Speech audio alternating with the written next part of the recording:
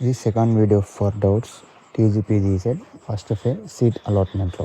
So కొందరికి ఇంకా కొన్ని డౌట్స్ ఉన్నాయి. ఎలా అంటే, is downloading the joining report alone sufficient to confirm my seat or any other steps I need to complete.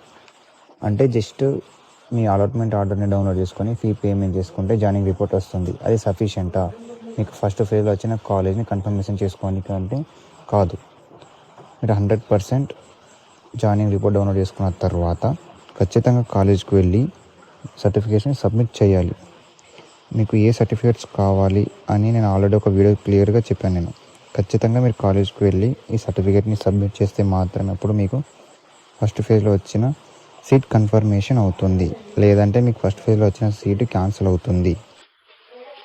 So next second question ఏంటంటే, if I pay the admission fee using someone else bank account will it cause any issue with my free reimbursement? మీరు fee pay చేసిన bank అకౌంట్కి and మీ యొక్క fee రీంబర్స్మెంట్కి ఎటువంటి relation లేదు. ఎందుకంటే మీరు fee reimbursement అప్పుడు మీ యొక్క బ్యాంక్ అకౌంట్ జిరాక్స్ కాపీస్ ఇస్తారు, పాస్బుక్.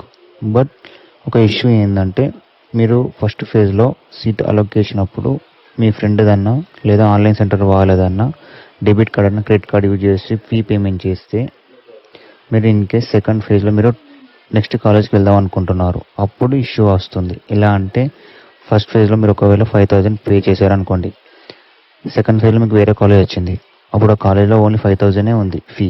సో రిమైనింగ్ 5,000 మీ అకౌంట్లో క్రెడిట్ అవుతాయి. అది కూడా ఎవరి అకౌంట్ మీరు వేరే వాళ్ళే యూజ్ చేస్తే.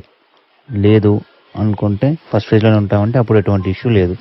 బట్ సెకండ్ ఫేజ్లో వెళ్తామన్నప్పుడు మాత్రమే ఇలాంటి ఏమైనా ఇష్యూస్ వచ్చే ఛాన్స్ ఉంది.